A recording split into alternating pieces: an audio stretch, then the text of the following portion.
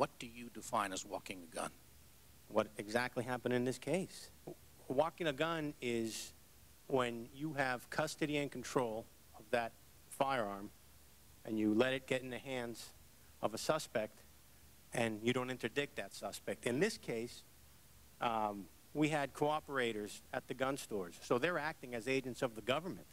So it doesn't matter if those guns came out of an A.T.F. Prop fault or... Thank you. What does A.T.F. tell you about walking guns? You don't walk guns, sir. I teach at the A.T.F. National Academy. I teach at our first line supervisor school. I teach at our command and control school for GS-15s and above. Put it in perspective. If you're an A.T.F. agent and you lose your gun, it's 3 days, no questions asked, up to termination on the circumstance. So if you lose your gun, but you lose your gun, it's 3 days. Gun. Congressman, I disagree with something Mr. Canino just said regarding the fact that the FFLs were acting as agents of the government. My recollection in this case, the two FFLs in particular were clearly instructed as to follow the letter of the law, to abide by the rules and regulations. So you're suggesting here that the distinction is because you did not put the gun in the hands of the purchaser here, that somehow there's a distinction from allowing a gun to walk? The distinction for me, Congressman, is that it's A.T.F. actually putting evidence or some sort of prop firearm in the hands of a suspect. So that's a distinction from a straw purchaser who goes, and under your observation? In that aspect, yes, sir, it is. Agent Newell, is that what you meant when you said there's a distinction somehow between a straw purchaser getting it or A.T.F. putting it in the hands of a suspect? In that aspect, yes, sir, it is.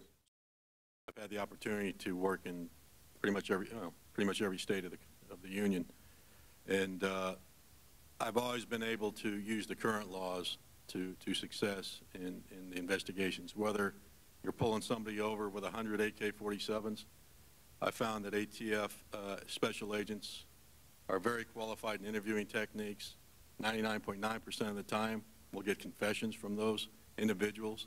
We'll take those guns, and if not that case, then we would at least end up getting an abandonment from them for those weapons so they don't hit the streets. So there are other avenues to approach versus that we could use under the current laws. I would like to add something that the panel was asking earlier. You asked when we first became aware that Mr. Acosta, right, was involved as the leader of the straw purchasing ring and some of the other issues as to Mr. Patino. That was in 2009, and it was early on. I briefed it to my senior directors January of 2010. And we know this, and one of the driving forces behind how we know that these were going to Mexico, and there were Mexico people involved, is because our other law enforcement partners provided us with information, specific information, that allowed us to know exactly what was going on and to what cartel it was going to. This was not a mystery. We knew this in December of 2009. I briefed it in 2010. When we first looked at it in November 2009, was already a very active, prolific firearms trafficking organization. As Mr. McMahon testified, in my 23 years, we have never seen an organization that was this prolific in buying firearms in such a short period of time.